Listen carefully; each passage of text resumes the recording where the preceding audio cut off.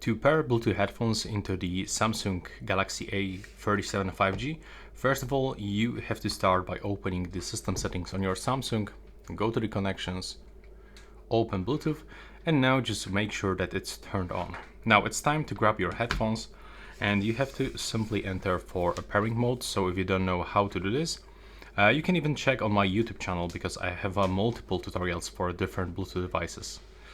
But for me, I have to just click and hold this pairing button until my headphones indicators starts blinking. Now it's time to grab the phone, click to scan one more time and select headphones from available devices list and accept pairing request. Now if you want to get a full functionality of your device, sometimes you have to download the brand application.